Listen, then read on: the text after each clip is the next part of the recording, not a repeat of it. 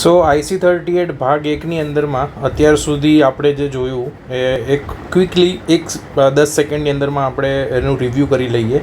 સ્ટાર્ટિંગમાં આપણે જોયું ઇન્સ્યોરન્સ શું છે, વીમાનો પરિચય શું છે, કે કોઈ પણ પ્રકારની અણધારી ઘટનાની સામે આપણને આર્થિક સુરક્ષા આપવાનું કામ કરે છે અને જોખમનું હસ્તાંતરણ કરે છે. જોખમનું હસ્તાંતરણ મતલબ સીધી ભાષામાં આપણે કહીએ તો રિસ્ક જે છે એ કંપની ઉપર લઈ લે છે અને વ્યક્તિને એ રિસ્કની બદલમાં એનું જે રૂપિયા છે મતલબ જેટલાનો ઇન્સ્યોરન્સ લીધેલો હોય છે તે એને ક્લેમ આપે છે.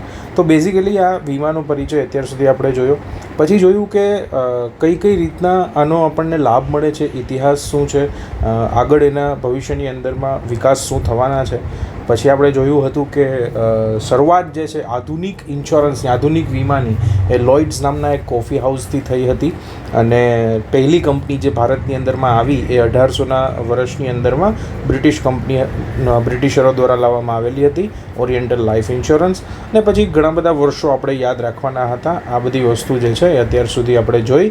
IRDAની સ્થાપના 2000ના વર્ષમાં, એનું કાયદાનું અમલ, આ બધી વસ્તુ આપણે લાસ્ટ ભાગ એકની અંદરમાં કરી ચૂક્યા છીએ. હવે આપણે આગળ વધીએ અને ભાગ 2ની અંદરમાં પ્રયાણ કરીએ. જે વસ્તુ આપણે જરૂરી છે તે બધી વસ્તુ આ એક્ઝામ પોઈન્ટ ઓફ વ્યૂથી અહીંયા કવર કરવામાં આવશે ભાગ 2ની અંદરમાં. મિત્રો, હવે પ્રશ્ન કઈ રીતના પૂછાશે તેનું આ નાનકડું ઉદાહરણ તમારી સ્ક્રીન ઉપર છે કે તમને કોઈ પણ 3-4 ઓપ્શન આપવામાં આવશે. એની અંદરમાંથી જે સાચો વિકલ્પ આપણને લાગે એ આપણે પસંદ કરવાનો છે. હવે એક્ઝામ્પલ તરીકે અહીંયા આપણે આપેલું છે કે અત્યારે ભારતની અંદરમાં 24 જીવન વીમા કંપનીઓ કાર્યરત છે, બરાબર, અને જેની વિગત નીચે આપેલી છે. મતલબ આ 24 કંપનીઓ જે છે એ ભારતમાં અત્યારે કામ કરે છે.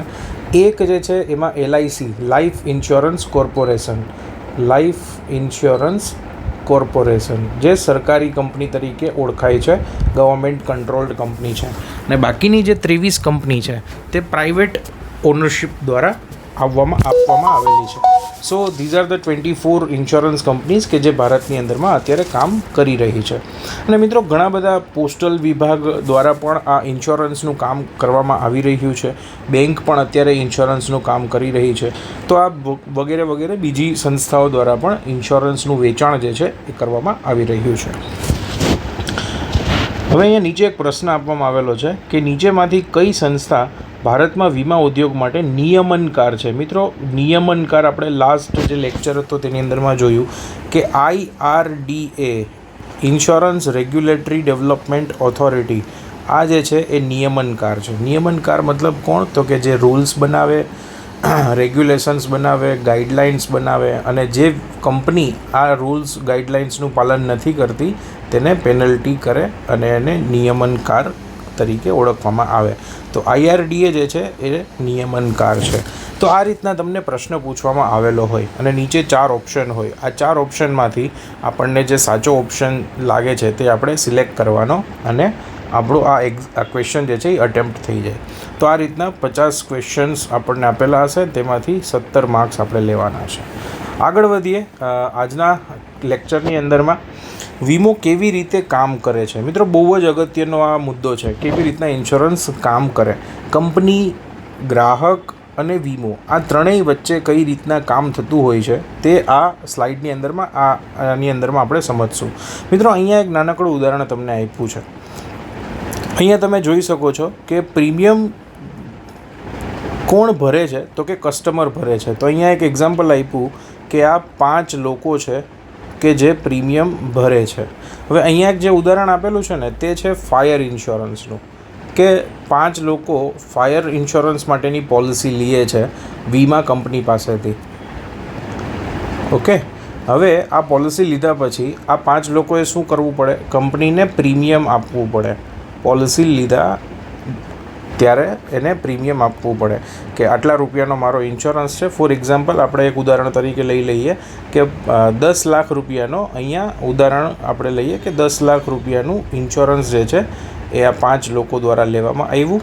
આ પાંચમાંથી કોઈ પણ ઘરને જો આગ લાગશે, આ ફાયરનું એક્ઝામ્પલ છે, ફાયર ઇન્સ્યોરન્સનું એક્ઝામ્પલ છે, તો કોઈ પણ પ્રકારની જો આગ લાગશે આ 5 ઘરની અંદરમાં, તો આ ઘરને એનો ક્લેમ આપવામાં આવશે. ક્લેમ એટલે કે 10 લાખ રૂપિયા આપવામાં આવશે. તો મિત્રો, આ પ્રીમિયમ જે છે એ કંપનીને આપવામાં આવે આ 5 લોકો દ્વારા, આ 5 ઘર દ્વારા, અને એના બદલમાં આ 5 ઘરમાંથી કોઈ પણનો ઘરમાં આગ લાગી જાય તો એને પૈસા આપવામાં આવે, ક્લેમ આપવામાં આવે. તો અહીંયા તમે જોઈ શકો છો વીમા કંપનીએ પ્રીમિયમ લઈ લીધું. હવે 2 ઘર જે છે એમાં આગ લાગી. અહીંયા તમે જોઈ શકો છો આ 2 ઘરના ઉદાહરણ આપેલા છે. તો આ 2 ઘરને શું આપવામાં આવશે? ક્લેમ આપવામાં આવશે. ક્લેમ એટલે શું? તો કે વીમાની રકમ જે આપણા એક્ઝામ્પલમાં 10 લાખ રૂપિયાની છે તો એને આપી દેવામાં આવશે. મિત્રો, દાવો અહીંયા જે આપેલો છે આને કહેવાય ક્લેમ. ક્લેમ એટલે ઇન્સ્યોરન્સનો વીમા રાશિ, રાઈટ. વીમા રાશિને ઇન્સ્યોરન્સની લેંગ્વેજમાં કહેવાય સમ અસ્યોર્ડ. સમ અસ્યોર્ડ એટલે કે ઇન્સ્યોરન્સની રકમ, વીમાની રકમ. ઓકે, એને ક્લેમ આપ્યો કહેવાય. દાવાની પતાવટ ગુજરાતીમાં કહેવાય દાવાની પટાવટ એટલે ક્લેમ ચૂકવણી, રાઈટ. સો આ રીતના વીમો કામ કરે. મિત્રો, સાવ સાદી ભાષામાં હું તમને સમજાવું કે વીમો કેવી રીતે કામ કરે. સો જસ્ટ એક નાનકડા ઉદાહરણ દ્વારા આપણે સમજી લઈએ કે વીમો કેવી રીતે કામ કરે. તો મિત્રો, તમે જુઓ અહીંયા આપણે એક અઝમ્પશન લઈએ કે એક સોસાયટી છે. એ સોસાયટીની અંદરમાં 100 ઘર છે અને અહીંયા આ સોસાયટીમાં બનાવ દર વર્ષે એક એવો બને છે કે આગ લાગી જાય છે, રાઈટ. જે પાછળના એક્ઝામ્પલમાં સમજ્યું એ જ રીતે એક સોસાયટી છે જેની અંદરમાં 100 ઘર છે અને દર વર્ષે એક વખત એવો બનાવ બને છે કે આગ લાગી જાય. આગમાં છે ને 4 ઘર જે છે એ આગમાં બળી જતા હોય છે. ઓકે, તો આ સોસાયટી છે, આની અંદરમાં 100 ઘર છે. દર વર્ષે 4 ઘરને નુકસાન થાય છે. કયા 4 ઘરને નુકસાન થશે એ આ 100 ઘરમાંથી કોઈને ખબર નથી હોતી. કયા 4 ઘરમાં આગ લાગશે એ કોઈને ખબર નથી હોતી. તો હવે આ સોસાયટીની અંદરમાં જે સેક્રેટરી મહોદય છે, એ સેક્રેટરી મહોદય જે છે એ એક પ્રસ્તાવ મૂકે છે અને એ પ્રસ્તાવમાં એવું કહે છે કે આપણે બધા ભેગા મળીને એક ફંડ ઊભું કરીએ. શું કરીએ? એક ફંડ ઊભું કરીએ કે કોઈ પણ ઘરને આગ લાગે. આપણે 100 જણા છીએ તો 100 ઘરમાંથી કોને આગ લાગશે કોઈને ખબર નથી, પણ 4 ઘરની અંદરમાં આગ લાગે છે, રાઈટ. તો હવે આપણે શું કરીએ કે ભંડોળ ઊભું કરીએ કે જે ભંડોળમાંથી જે પણ ઘરને આગ લાગશે તે ભંડોળમાંથી એને પૈસા આપી દેવામાં આવશે, રાઈટ. તો હવે અહીંયા માની લો કે એક ઘરને નુકસાન થાય છે 20,000 રૂપિયાનું. આગ લાગવાથી એક ઘરને 20,000નું નુકસાન થાય છે. તો તમે જોઈ શકો છો 20,000 રૂપિયાનું નુકસાન છે અને 4 ઘરને આવું નુકસાન થાય છે. તો 1 લાખ રૂપિયા જે છે એ દર વર્ષે ભંડોળની અંદરમાં ઊભા કરવાના છે. તો ફંડ 1 લાખ રૂપિયાનું જોઈએ છે, રાઈટ. આપણી પાસે 100 ઘર છે તો 100 ઘર વચ્ચે આ ભંડોળને આપણે ડિસ્ટ્રીબ્યુટ કરી દેવાનું છે. તો તમે 1 લાખ રૂપિયા જે છે એને 100 સાથે ભાંગી નાખો તો તમારી પાસે 1,000 રૂપીઝ આવશે, જે ઘર દીઠ આપણે લેવાના, ઘર દીઠ બધા પાસેથી લઈ લેવાના. આ 1,000 રૂપિયાને કહેવાશે પ્રીમિયમ. આ 1,000 રૂપિયાને શું કહેવાય? પ્રીમિયમ કહેવાય, જે કસ્ટમર ભરે, રાઈટ. હવે જે 4 ઘરની અંદરમાં આગ લાગશે એ 4 ઘરને શું આપી દેવામાં આવશે? 20,000 રૂપિયા આપી દેવામાં આવશે. હવે અહીંયા શાંતિથી આપણે જોઈ લઈએ આ 1,000 રૂપિયા શું છે? તો કે પ્રીમિયમ છે, જે ઘર દીઠ ઉઘરાવવામાં આવશે. ઓકે, કેટલા ઘર હતા ટોટલ? 100 ઘર હતા, રાઈટ. 100 ઘર એટલે કે ગ્રાહકની સંખ્યા થઈ ગઈ 100. ઓકે, હવે કેટલા રૂપિયાનું નુકસાન થાય છે? એટલે કે રકમ જે છે એ કેટલાની છે? તો કે 20,000 રૂપિયાની રકમ છે. એને કહેવાશે વીમાની રકમ, જે 20,000 રૂપિયા બની. ઓકે, હવે ક્લેમનો મતલબ શું થશે કે જે ઘરને નુકસાન થયું એ ઘરને રૂપિયા મળવા. હવે વીમાની રકમ 20,000ની છે તો ક્લેમ પણ કેટલાનો મળશે? 20,000 રૂપિયાનો મળશે, જેને ગુજરાતીમાં કહેવાય દાવો, રાઈટ. એટલે કે ક્લેમ. જ્યારે નુકસાન થશે, જ્યારે આગ લાગશે ત્યારે એ ઘરને 20,000 આપી દેવામાં આવશે. તો આ રીતના ઇન્સ્યોરન્સ જે છે એ કામ કરે. હવે મિત્રો, અહીંયા ઇન્સ્યોરન્સનો ફાયદો શું થયો? ફાયદો એ થયો કે 100 ઘર છે એમાંથી કોઈને ખબર નથી કે કોનું ઘર આગમાં બળી જશે અને નુકસાન થશે, કોઈને ખબર નથી. જો પૂરેપૂરું નુકસાન ભોગવવાનું થયું તો 20,000 રૂપિયા આપણે કાઢવા પડશે, રાઈટ. હવે આ એક વીમાની સુવિધા મળી ગઈ કે જેમાં માત્ર વર્ષમાં 1,000 રૂપિયા આપણે ભરી દીધા અને 1,000 રૂપિયાની સામે જો આપણું ઘરનું નુકસાન થઈ ગયું તો આપણને 20,000 રૂપિયાનો ક્લેમ એમાંથી મળી જાય છે. તો અહીંયાથી આપણને ફાયદો શું થયો? ફાયદો થયો, મનની શાંતિ મળી અને આપણું એક આયોજન થઈ ગયું કે જો કંઈ નુકસાન થશે તો મને આમાંથી રૂપિયા મળશે. એ આયોજન થઈ ગયું અને આયોજન હોવાથી આપણને મનની શાંતિ થઈ ગઈ. So that is how insurance works. આ રીતના ઇન્સ્યોરન્સ જે છે એ કોન્સેપ્ટ કામ કરે, રાઈટ. સો ફરીથી આપણે આપણા સ્ક્રીન પર આવી જઈએ. સો આપણે જોયું કે ઇન્સ્યોરન્સ કઈ રીતના કામ કરશે. આઈ હોપ આ જે આખો કોન્સેપ્ટ છે કઈ રીતના કામ કરે છે તે હવે ક્લિયર થયો હશે બેઝિકલી, રાઈટ. આગળ વધીએ. પુલિંગ એટલે શું? મિત્રો બહુ જ અગત્યનો ક્વેશ્ચન. આ આપણને વારંવાર પૂછવામાં આવતું હોય છે. પુલિંગનો સીધો મતલબ થશે પ્રીમિયમ ભેગું કરવું અને એનું ભંડોળ બનાવવું, રાઈટ. એટલે કે જે ફંડ બને ને, રાઈટ, એ ફંડ જે બને પ્રીમિયમના એકત્રીકરણ કરવા પછીનું, આ આખા કોન્સેપ્ટને કહેવાય પુલિંગ. પ્રીમિયમ ભેગું કરવાની જે આખી પ્રોસેસ છે એને પુલિંગ કહેવામાં આવે અને એના દ્વારા ફંડ જે છે એ ઇન્સ્યોરન્સ કંપની પાસે ભેગું થાય અને આ જ ફંડમાંથી ઇન્સ્યોરન્સ કંપની શું કરે? કસ્ટમરને જ્યારે નુકસાન થાય છે ત્યારે ક્લેમ આપે છે, રાઈટ. આ ફંડમાંથી વધારાના બીજા ખર્ચા પણ ઇન્સ્યોરન્સ કંપનીને કાઢવાના હોય, પણ મહત્ત્વનો જે આનો ફાયદો છે એ છે કસ્ટમરને જેને નુકસાન થાય તેને ક્લેમ આપવાનું કામ કરે. આગળ વધીએ. વીમા કંપની અને વીમો આપનાર. મિત્રો આ 5 એવા તત્વો છે કે જેના બેઝિસ ઉપર ઇન્સ્યોરન્સ આખો કામ કરે છે. નંબર 1 વીમા કંપની. જો કંપની હશે, વીમો કોઈ આપતું હશે તો જ કોન્સેપ્ટ આગળ વધશે. નંબર 2 વીમા ધારક એટલે કે ગ્રાહક જે ખરીદે છે વીમો મનની શાંતિ માટે, આયોજન કરવા માટે અને પોતાનું જીવન જે છે એ સારી રીતના આગળ ચાલે, વ્યવસ્થિત પ્લાનિંગ સાથે ચાલે, બધી વસ્તુ સમયાંતરે આપણે જ્યારે જોઈએ છે ત્યારે એનું આપણે આયોજન થઈ જાય એટલા માટે વીમો લે છે, તો વીમા ધારક. ત્રીજું છે આ બંનેની વચ્ચે એક કોન્ટ્રાક્ટ થાય જેને આપણે પોલિસી ડોક્યુમેન્ટ તરીકે ઓળખીએ, રાઈટ. વીમા પોલિસી તરીકે ઓળખીએ, એને કહેવાય વીમાનો દસ્તાવેજ. એ ત્રીજી મહત્ત્વની વસ્તુ બને કે જે વીમો આપનાર અને વીમો લેનાર એ બંનેની વચ્ચે કોન્ટ્રાક્ટ કરવામાં આવે. ઓકે. હવે એના પછી ચોથું વસ્તુ આવે પ્રીમિયમ. વીમો લેનાર વ્યક્તિ જે છે એ કંપનીને પ્રીમિયમની ચૂકવણી કરે છે વીમો લેવા બદલ અને કંપની જે છે એ કસ્ટમરને ક્લેમની ચૂકવણી કરે છે જ્યારે નુકસાન થાય ત્યારે. તો પ્રીમિયમ જે છે એ ખૂબ જ મહત્ત્વનું પાસું છે.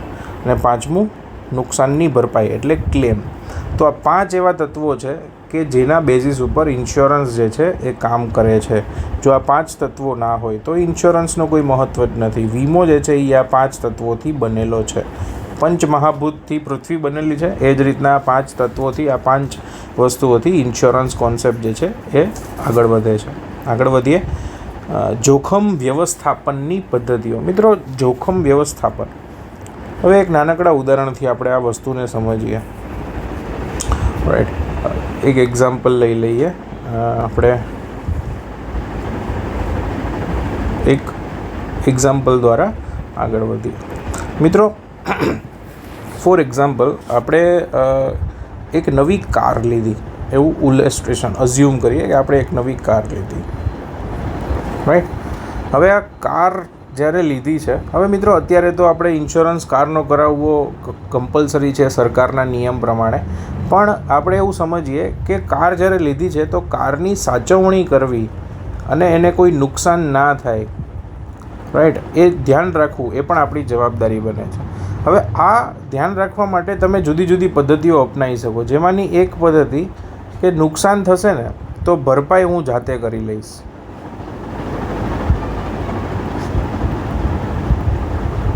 રાઈટ. આ એક વિકલ્પ હોઈ શકે કે મને જ્યારે નુકસાન થશે તો હું મારા પોકેટમાંથી ખર્ચા કાઢી લઈશ અને એ હું ભોગવી લઈશ.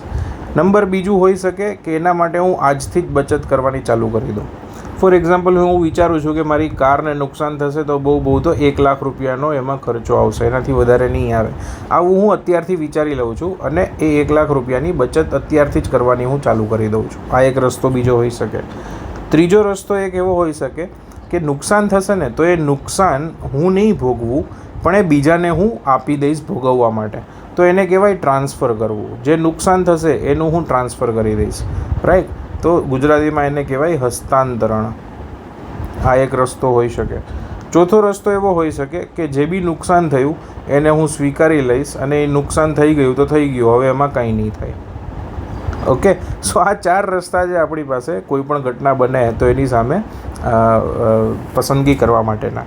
પહેલો રસ્તો કે ભરપાઈ હું જાતે કરી લઈશ, જે તે સમયે એ મને જ્યારે ખર્ચો આવશે ત્યારે હું ભોગવી લઈશ. બીજો રસ્તો એ થાય કે જે ખર્ચો આવે એની અત્યારથી જ રકમ જે છે હું બચત કરવાનું ચાલુ કરી દઉં છું અને જે તે સમયે કંઈ એવું થશે તો એ રૂપિયા જે છે એ બચતના મને ત્યારે હું એનો યુઝ કરી લઈશ.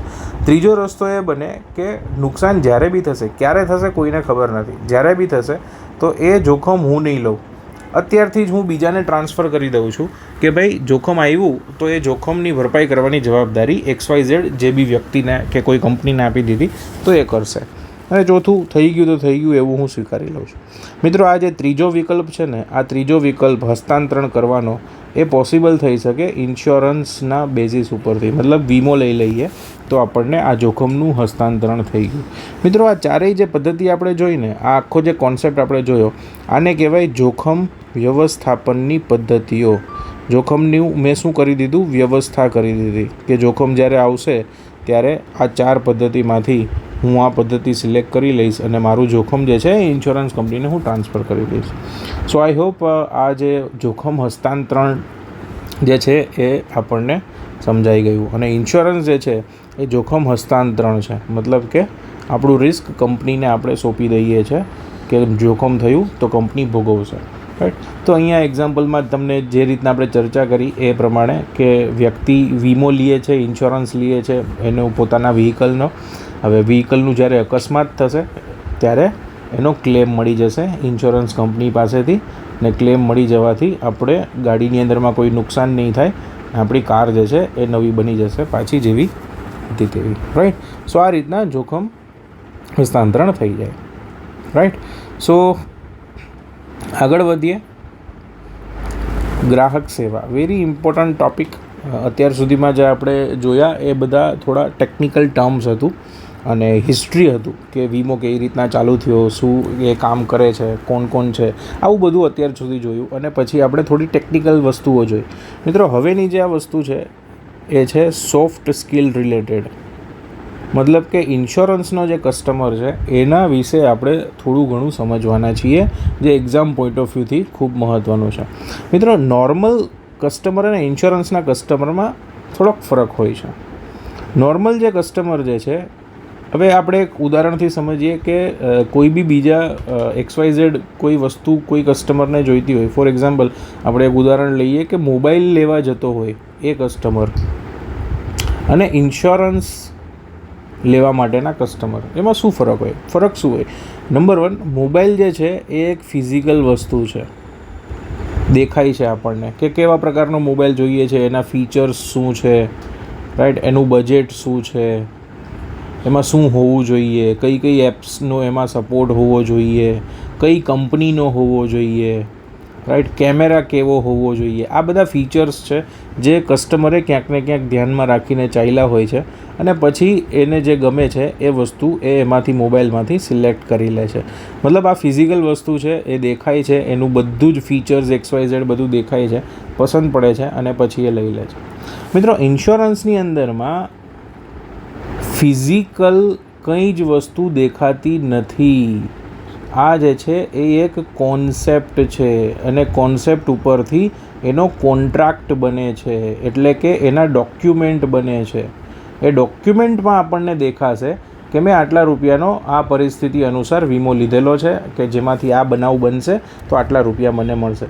આ બધું જ જે છે એ એક કોન્ટ્રાક્ટમાં ડોક્યુમેન્ટની અંદરમાં પોલિસી દસ્તાવેજમાં લખેલું આપવામાં આવશે, પણ ફિઝિકલ મને કંઈ એનું દેખાતું નથી.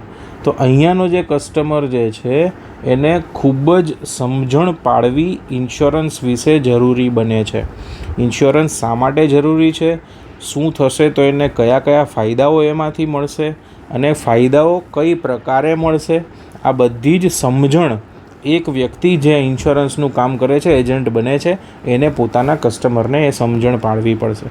મિત્રો, આ સમજણ માટે જે જરૂરી હોય એ હોય સોફ્ટ સ્કિલ. સોફ્ટ સ્કિલનો મતલબ શું થશે તો કે કોમ્યુનિકેશનની સ્કિલ જે છે એ વ્યક્તિમાં હોવી જોઈશે, આ ડેવલપ કરેલી હોવી જોઈશે. કોમ્યુનિકેશન સ્કિલ એ વ્યક્તિ એજન્ટ જે છે એ કસ્ટમરની સાથે જ્યારે વાતચીત કરે છે, સમજાવે છે, ત્યારે એને પાસે હશે તો એ કસ્ટમર જે છે એનું માનશે, એનો પ્રોડક્ટ લેશે. રાઈટ. તો આ ગ્રાહક સેવાના મુદ્દાની અંદરમાં આ વસ્તુ બહુ જરૂરી છે. વીમો એ કોઈ પ્રોડક્ટ તો છે જ, પણ એ કોન્સેપ્ચ્યુઅલ પ્રોડક્ટ છે, એ ફિઝિકલ એ પ્રોડક્ટ દેખાતું નથી. એટલા માટે એજન્ટની જે ભૂમિકા છે એ અહીંયા ખૂબ જ વધી જાય છે. રાઈટ. તો આગળ વધીએ. જેમ કે અહીંયા નીચે આપણને આપેલું છે, ગ્રાહકને તો સેવાની જ અનુભૂતિ થાય છે, આ બાબત ધાર્યા કરતાં ઓછી હોય તો તેનાથી અસંતોષ થાય છે. મતલબ કે આપણે જે સમજાવ્યું, એક એજન્ટ એ જે સમજાવ્યું એ પ્રકારે જો કસ્ટમરને સેવા એમાંથી નહીં મળે તો અસંતોષની લાગણી કસ્ટમરને ઊભી થશે અને એ કસ્ટમર વીમા પ્રત્યે નાખુશ થઈ જશે. એટલા માટે ગ્રાહક સેવા એ બહુ જરૂરી બને. આગળ વધીએ નેક્સ્ટ સ્લાઇડની ઉપર. ગ્રાહકના જીવન પર્યંત મૂલ્યની વ્યાખ્યા. મિત્રો, એક કસ્ટમર જે છે એ કસ્ટમર ઘણા બધા બીજા કસ્ટમર્સને પણ લાવે છે અને એને પણ આપણને ફાયદો આપવાનો મોકો મળે છે. હવે એક નાનકડું ઉદાહરણ લઈએ. એક નાનકડા ઉદાહરણથી આપણે આ વસ્તુને સમજીએ, જેને કસ્ટમર સાયકલ પણ કહેવાય. Customer life cycle. Customer life cycle એનો મતલબ શું થાય કે ફોર એક્ઝામ્પલ, આપણા એક એજન્ટ પાસેથી એક કસ્ટમરે પોલિસી લીધી. એક કસ્ટમર જે છે એ અહીંયા બન્યા. હવે આ એક કસ્ટમર એ એક રેફરન્સ આપે બીજા કસ્ટમરનો કે તમે મને જે પોલિસી આપી એમાં હું સંતુષ્ટ છું, અને આવી જ એક બીજી પોલિસી જે છે એ મારા XYZ ફ્રેન્ડ્સ છે, એના રિલેટિવ્સ છે, તેમાં પણ એ લોકોને ઈચ્છા છે કે કરાવવી છે. તો એક રેફરન્સ તમને મળ્યો. તો મિત્રો, આ એક કસ્ટમર જે આપણા બન્યા એને તમને બીજો એક કસ્ટમર આપ્યો. ઓકે. હવે અહીંયાથી આ જે આખી સાયકલ જે છે એ અટકતી નથી અને કન્ટિન્યુઅસ એ ચાલુ રહે છે.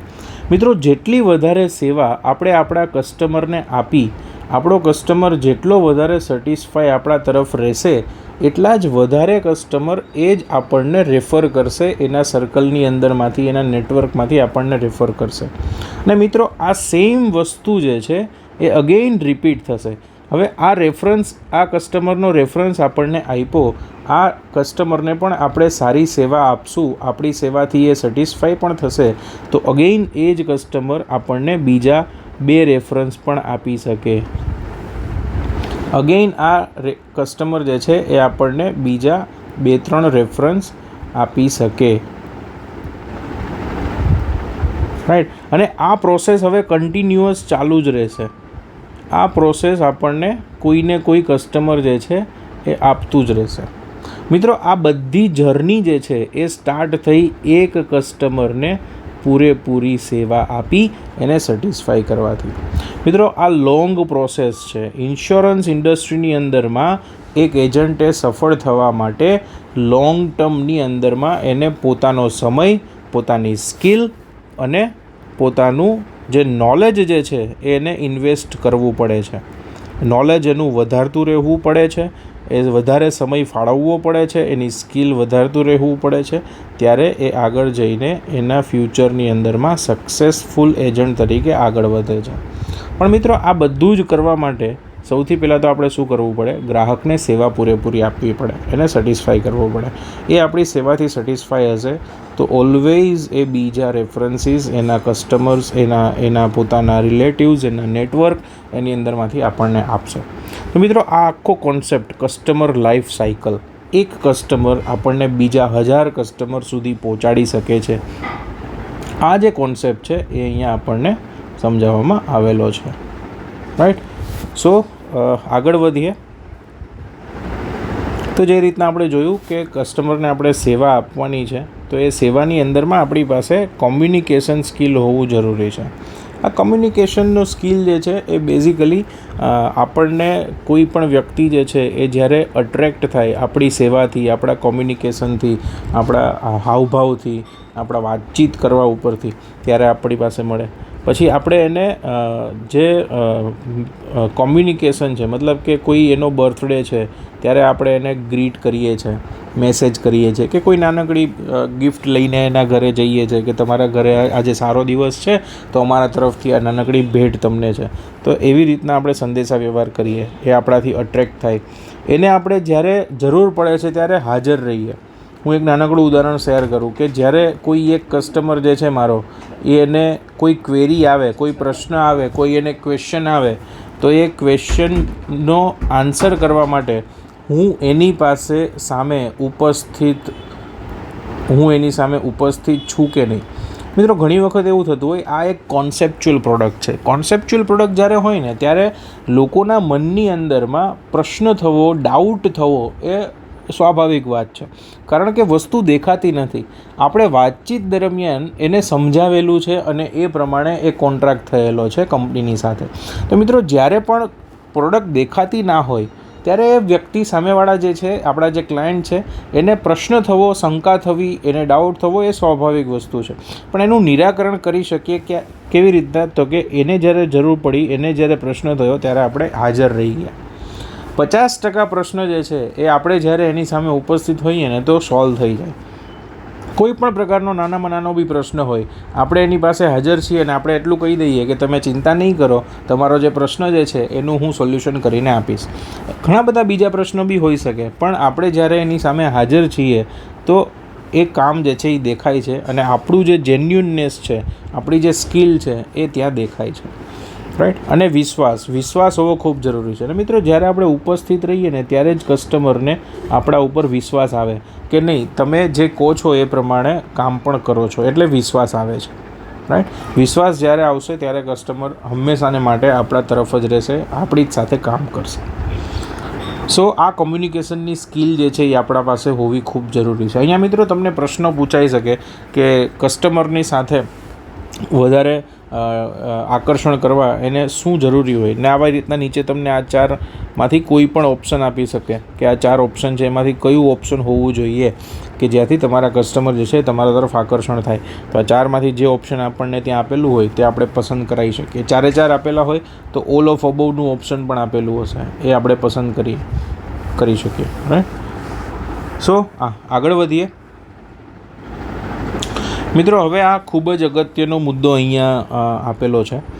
મિત્રો, આ જે આખું સ્લાઇડ જે છે આને એક પહેલાં હું ઇલાબોરેટ કરી દઉં કે અહીંયા કોઈ આપણે એક્ઝામ્પલ તરીકે કસ્ટમર બન્યા, પોલિસી જે છે એ કસ્ટમરે પસંદ કરી.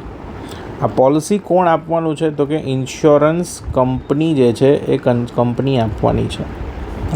હવે બની શકે કે કસ્ટમર જે પોલિસી લીધી છે કંપની પાસેથી, જે આપણી પાસેથી પોલિસી લીધી છે તેની અંદરમાં એમને સંતોષ ના થયો હોય, કાં તો જે સેવા આપણે કંપનીએ આપવાની હતી એ સેવા જે છે એ એને પ્રાપ્ત ના થઈ હોય, અથવા તો એ સેવા એને જેટલી મળવાની હતી, હવે સાદી ભાષામાં કહું તો રકમ જેટલી મળવાની હતી એ રકમ એને ઓછી મળેલી હોય. આવા કંઈ પણ પ્રકારના પ્રશ્નો હોઈ શકે છે.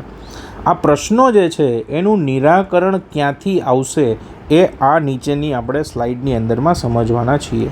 આ નિરાકરણ જે છે એ ક્યાંથી આવશે. મિત્રો, IRDA દ્વારા નિયમ બનાવવામાં આવેલા છે કે કસ્ટમરના જે પ્રોબ્લેમ છે એનું નિરાકરણ લાવવા માટે એક બોડીનું નિર્માણ કરવામાં આવેલું છે જેને કહેવાય છે IGMS, ઇન્ટિગ્રેટેડ ગ્રીવિયન્સ મેનેજમેન્ટ સિસ્ટમ. ઇંગ્લિશમાં એને કહેવાય છે ઇન્ટિગ્રેટેડ ગ્રીવિયન્સ મેનેજમેન્ટ સિસ્ટમ. ગુજરાતીમાં જેને કહેવાય છે એકીકૃત તકરાર સંચાલન પ્રણાલી. મિત્રો, આ IGMSનું સ્થાપના કરી દેવામાં આવી. ઓનલાઈન કસ્ટમર જઈને પોતાની કમ્પ્લેન જે છે એ કંપની તરફ નોંધાવી શકે છે.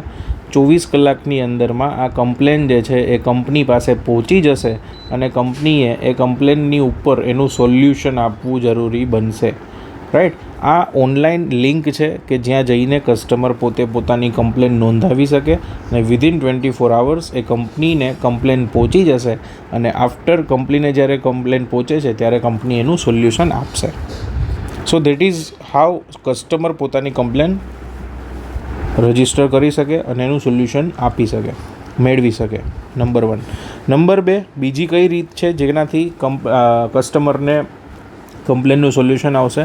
તો કે ગ્રાહક તકરાર અને નિવારણ એજન્સી, જેને આપણે સાદી ભાષામાં કહીએ કન્ઝ્યુમર કોર્ટ. ગ્રાહક સુરક્ષાની જે કોર્ટ છે તેની અંદરમાં જઈને કસ્ટમર પોતાની કમ્પ્લેન નોંધાવી શકે. હવે મિત્રો, ગ્રાહક સુરક્ષાની જે કોર્ટ હોય ને 3 લેવલમાં ડિસ્ટ્રીબ્યુટ કરવામાં આવેલી હોય: જિલ્લા લેવલ, રાજ્ય લેવલ અને રાષ્ટ્રીય લેવલ. ડિસ્ટ્રિક્ટ ફોરમ આને કહેવાય, આને સ્ટેટ ફોરમ કહેવાય અને આને નેશનલ ફોરમ કહેવાય. આની લિમિટ આપેલી છે કે 20 લાખ રૂપિયા સુધીનો કોઈ ક્લેમ હોય અને એમાં પ્રોબ્લેમ હોય તો જિલ્લા લેવલે જવાનું, 20 લાખથી 1 કરોડ સુધીનો ક્લેમ હોય તો સ્ટેટ લેવલે જવાનું, અને 1 કરોડથી ઉપરનો કોઈ ક્લેમ હોય જેમાં પ્રોબ્લેમ હોય તો નેશનલ લેવલે જવાનું. મિત્રો, આ યાદ રાખવું બહુ જરૂરી છે. આ લિમિટ તમારે યાદ રાખવી પડશે. આમાંથી કોઈ એક પ્રશ્ન તમને ગેરંટીડ 100% પૂછવામાં આવશે. લિમિટમાંથી પ્રશ્ન પૂછી શકે કે 30 લાખ રૂપિયાનો ક્લેમ છે તો ક્યાં જઈને કરવાનો? તો એ સ્ટેટ લેવલમાં કરવાનો. 1 કરોડ રૂપિયાનો ક્લેમ હોય તો ક્યાં જઈને કરવાનો? તો પણ એ સ્ટેટ લેવલમાં કરવાનો. 5 કરોડ રૂપિયાનો ક્લેમ હોય તો ક્યાં જઈને કરવાનો? તો એ નેશનલ લેવલે જઈને કરવાનો. આ રીતના તમને અહીંયાથી પ્રશ્ન જે છે પૂછી શકે છે. આ થયું નંબર 2. Number 3, insurance ઓમ્બુડ્સમેન. વીમા લોકપાલ જેને કહેવાય. વીમા લોકપાલમાં કસ્ટમર પોતાની કમ્પ્લેન નોંધાવી શકે છે અને વીમા લોકપાલમાંથી સૌથી ઝડપથી એ કમ્પ્લેનનું નિરાકરણ આવે છે. મિત્રો, તમને અહીંયા પ્રશ્ન એ પૂછી શકે કે કયું એવું સાધન છે, કઈ એવી જગ્યા છે કે જ્યાં કસ્ટમર પોતાની કમ્પ્લેન સૌથી ઝડપથી નિરાકરણ મેળવી શકે? તો એનો જવાબ થશે વીમા લોકપાલ. વીમા લોકપાલનો નિયમ છે કે જ્યારે કમ્પ્લેન નોંધાય તેના 6 મહિનાની અંદરમાં કંપનીએ એનું નિરાકરણ કરવું પડે, કમ્પલસરી. વીમા લોકપાલની અંદરમાં આ સુવિધા આપવામાં આવેલી છે. તો વીમા લોકપાલ જે છે એ સૌથી વધારે સારો રસ્તો છે પોતાના કમ્પ્લેનનું નિરાકરણ કરવા માટે. રાઈટ? તો આ પ્રશ્નો જે છે તમને પૂછી શકે. લોકપાલનું સ્થાપના ક્યારે થઈ? 1998ના વર્ષમાં વીમા લોકપાલની સ્થાપના કરવામાં આવી. IRDA દ્વારા આની સ્થાપના થઈ, વીમા લોકપાલ. રાઈટ? આગળ વધીએ. અમુક નિયમો છે જે વીમા લોકપાલના લાગુ પડે, કે જે બધી કંપનીઓને પણ એનું પાલન કરવાનું હોય. એ નિયમો શું છે? સૌથી પહેલો નિયમ કે 20 લાખ રૂપિયા સુધીનો જ ક્લેમ જે છે એ વીમા લોકપાલની અંદરમાં લઈ જઈ શકાશે. મતલબ 1 કરોડનો જો મારો ક્લેમ હોય ને એમાં મને પ્રોબ્લેમ થયો હોય તો મારે કમ્પલસરી સ્ટેટ લેવલની કન્ઝ્યુમર કોર્ટની અંદરમાં મારે જવું પડશે. 2 કરોડ રૂપિયાનો મારો ક્લેમ હોય, એમાં પ્રોબ્લેમ હોય તો નેશનલ લેવલની કોર્ટની અંદરમાં મારે જવું પડશે. રાઈટ? પણ 20 લાખ રૂપિયા સુધીનો જે ક્લેમ છે તો મારી પાસે રસ્તો છે કે ઓમ્બુડ્સમેન પાસે એ ક્લેમ હું લઈને જાઉં. ચુકાદાની ફરિયાદ જ્યારે મળી છે તો 3 મહિનાની અંદરમાં એનો દાવો જે છે એ ઓમ્બુડ્સમેન દ્વારા આપી દેવામાં આવશે અને વીમાદારે આ ચુકાદો 1 મહિનામાં જ તેને અંતિમ સમાધાન તરીકે સ્વીકારી લેવાનો રહેશે. મતલબ ઓમ્બુડ્સમેને જ્યારે ક્લેમ ચુકાદો આપી દીધો કે આ પ્રકારે નિર્ણય લેવાનો છે તો 1 મહિનાની અંદરમાં કસ્ટમરે એ નિર્ણયને સ્વીકારી લેવાનો છે અને વીમા કંપનીએ આ ચુકાદાનું પાલન કરવું પડશે 15 દિવસની અંદરમાં. તો ફોર એક્ઝામ્પલ, અગર 1લી તારીખે ઓમ્બુડ્સમેને ચુકાદો આપી દીધો કે આ રીતના ક્લેમ કસ્ટમરને આપવામાં આવે તો 15 દિવસની અંદરમાં, એટલે કે 15 તારીખની અંદરમાં કંપનીએ એ ક્લેમ જે છે એ કસ્ટમરને આપી દેવો પડશે. રાઈટ? તો આ પ્રમાણે એનું નિયમ બંધાયેલો છે ઓમ્બુડ્સમેન. એટલા માટે જ કહેવાય છે કે ઓમ્બુડ્સમેનમાં 3 મહિનાની અંદરમાં આપણને નિરાકરણ મળી જશે. આજે કમ્પ્લેન નોંધાવી વિધિન 3 months ઓર 3.5 months આપણને એનું સોલ્યુશન જે છે એ કસ્ટમરને મળી જાય છે. વીમાધારક અને આવા ચુકાદાની સ્વીકૃતિની લેખિતમાં જાણ ના કરે તો વીમા કંપનીએ તેનું પાલન ન પણ કરી શકે. મતલબ કે અહીંયા કસ્ટમરે 1 મહિનાનો જે પીરિયડ છે તેની અંદરમાં ચુકાદો સ્વીકારવો પડશે. એક ઉદાહરણ લઈ લઈએ કે માની લો કે મને આજે કમ્પ્લેન માટે ક્લેમ માટે કોઈ પ્રોબ્લેમ થઈ ગઈ, હું ચાલ્યો ગયો ઓમ્બુડ્સમેન પાસે જેવો મેં કેસ રજીસ્ટર કર્યો 3 મહિનાની અંદરમાં એ ચુકાદો આપી દેશે. ચુકાદો આપ્યા પછી 1 મહિનાનો ટાઈમ કસ્ટમરને મળશે એ ચુકાદાનું સ્વીકૃતિ કરવા માટે, અને સ્વીકૃતિ કર્યા પછી 15 દિવસની અંદરમાં કંપનીએ એ ક્લેમ જે છે એ આપી દેવાનો છે. પણ આ 1 મહિનામાં જો કસ્ટમરે એ ચુકાદાને સ્વીકાર નહીં કર્યો તો કંપની એ ક્લેમ ન પણ ચૂકવી શકે. તો 3 મહિનામાં ચુકાદો આવ્યો એટલે કસ્ટમરે અહીંયા એ ચુકાદાનો સ્વીકૃતિ કરવાનું જવાબદારી કસ્ટમરની બને છે, ને પછી વીમા કંપની એ સ્વીકૃતિ પ્રમાણે ક્લેમ આપશે.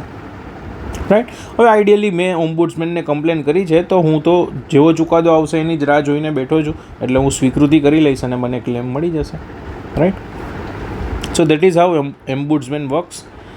હવે આજનું નાનકડું છેલ્લો ટોપિક જોઈ લઈએ, પછી બાકીના ત્રીજા ભાગની અંદરમાં આપણે આગળ વધશું. એજન્ટની નિમણૂક. એજન્ટની નિમણૂક જે છે એ કઈ રીતના થાય, તો કે સૌથી પહેલાં તો એજન્ટ આ IC38 જે આપણે સ્ટડી કરી રહ્યા છે તે એક્ઝામ આપે. એક્ઝામ આપીએ એમાં 18 માર્ક્સે પાસ થાય, અને 18 માર્ક્સે જેવા પાસ થાય એટલે એનું લાઇસન્સ જે છે એ બની જાય. આ લાઇસન્સ બને એટલે એમની નિમણૂક જે છે એ થઈ ગઈ કહેવાય, અપોઇન્ટમેન્ટ થઈ ગઈ કહેવાય ઇન્સ્યોરન્સ એજન્ટ તરીકે. ઓકે. સો આ બેઝિકલી આખી પ્રોસેસ હોય ઇન્સ્યોરન્સ એજન્ટ બનવા માટેની. એક્ઝામ આપો, પાસ થાવ, પછી લાઇસન્સ આવશે એટલે અપોઇન્ટમેન્ટ થઈ જશે. આ થઈ સાદી પ્રોસેસ. હવે મિત્રો ટેકનિકલી પણ અમુક વસ્તુ જાણવી જરૂરી છે.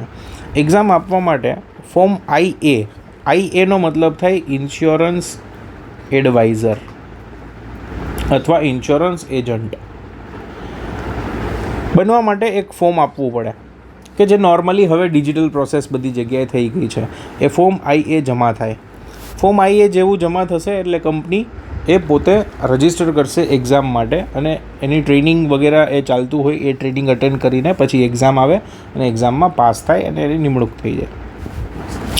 ફોર્મ IA જ્યારે સબમિટ થાય ત્યારે એજન્ટે મતલબ જે એજન્ટ બનવા માંગે છે તેને પાન કાર્ડ આપવું પડે, પોતાનું આધાર કાર્ડ પણ આપવું પડે, વીમાની પરીક્ષા આપવી પડે, અને એ પોતે લાયક હોવા જોઈએ, મતલબ 18 વર્ષની ઉપરના હોવા જોઈએ, કોઈપણ પ્રકારના કેસની અંદરમાં સંડોવાયેલા ન હોવા જોઈએ, અને સાઉન્ડ માઇન્ડના હોવા જોઈએ. મતલબ કે જે વ્યક્તિ લાયક છે એક્ઝામ આપવા માટે એ વ્યક્તિ એની એક્ઝામમાં આ આપી શકશે. રાઈટ. હવે જેવું એજન્ટ પાસ થઈ જાય છે એટલે એને એજન્સીનો કોડ નંબર આપી દેવામાં આવે છે, જેને કહેવાય લાઇસન્સ નંબર. પછી એની સાથે એને આઈડેન્ટિટી કાર્ડ આપવામાં આવે, એનું પોતાનું આઈ કાર્ડ આવી જાય. રાઈટ. અને અપોઇન્ટમેન્ટ લેટર આપવામાં આવે, અપોઇન્ટમેન્ટ લેટર આવી જાય. મિત્રો આ બધી વસ્તુ હવે ડિજિટલ અત્યારે જમાનો છે, એટલે ડિજિટલી પણ કસ્ટમર એજન્ટને મળી જતી હોય છે. રાઈટ. ઈમેલ દ્વારા. સો આ બધી વસ્તુ જે છે એ ખૂબ જરૂરી છે એજન્ટની નિમણૂક થવા માટે. સો મિત્રો અત્યાર સુધી જે આપણે જોયું ઘણું બધું આજના ટૉપિકની અંદરમાં આપણે કવર કર્યું. એજન્ટની નિમણૂક કઈ રીતના થશે, શું પ્રોસેસ થશે, બન્યા પછી અપોઇન્ટમેન્ટ લેટર, લાઇસન્સ અને વિઝિટિંગ કાર્ડ આપી દેવામાં આવશે. 18 વર્ષની ઉપરના ઉંમર હોવો જોઈએ, 10મું ધોરણ પાસ હોવા જોઈએ, પાન કાર્ડ હોવું જોઈએ, લાયક હોવા જોઈએ એક્ઝામ આપવા માટે. આ બધી વસ્તુ જરૂરી છે વીમા એજન્ટ બનવા માટે. એની પહેલાં આપણે જોયું કે ક્લેમ માટેના રસ્તા જે છે એમાં બેસ્ટ રસ્તો ઓમ્બુડ્સમેનનો છે. ઓમ્બુડ્સમેનના રસ્તા શા માટે બેસ્ટ છે એ આપણે જોયું. સાથે સાથે બીજા કયા રસ્તા છે કે જેની અંદરમાં કસ્ટમર પોતાની કમ્પ્લેનનું નિરાકરણ કરી શકે છે. એની સાથે સાથે કોમ્યુનિકેશન સ્કિલ, સંદેશાવ્યવહારની સ્કિલ હોવી બહુ જરૂરી છે, જેથી કરીને આપણા કસ્ટમરને આપણે સાચવી શકીએ. અને ગ્રાહકના જીવનનું મૂલ્ય, એક ગ્રાહક આપણને બીજા 1000 ગ્રાહક સુધી પહોંચાડી શકે છે, એ વસ્તુ આપણે આની અંદરમાં જોઈ. અને સાથે સાથે આપણે જોયું કે ગ્રાહકને સેવા આપવી કેટલી જરૂરી છે, અને જોખમ વ્યવસ્થાપનની પદ્ધતિઓ કેટલી છે. 5 અગત્યના તત્વો વીમા માટે બહુ જરૂરી છે. પુલિંગ કોને કહેવાય અને વીમો કેવી રીતે કામ કરે. સો આ બધી વસ્તુ અત્યાર સુધીના આપણા બીજા ભાગની અંદરમાં આપણે ચર્ચા કરી. આના પછી ભાગ 3ની અંદરમાં જે વસ્તુ આપણે ચર્ચા કરીશું એ છે વીમો એજન્ટ બનવા માટે ડૂઝ અને ડોન્ટ્સ, મતલબ શું કરવું પડે અને શું નહીં કરવાનું. આ વસ્તુ આપણે જોઈશું. કરાર કેવી રીતના થાય, કાયદેસરના પાસાઓ એમાં શું હોય, અને પછી ઇન્સ્યોરન્સના સિદ્ધાંતો તરફ આપણે આગળ વધશું. સો ટિલ ધ ટાઈમ 2 ભાગની અંદરમાં આપણે જે સ્ટડી કર્યું છે તેને એક વખત ફરીથી રિવાઇઝ કરી લેજો, અને ત્રીજા ભાગની અંદરમાં આપણે ફરીથી મળશું.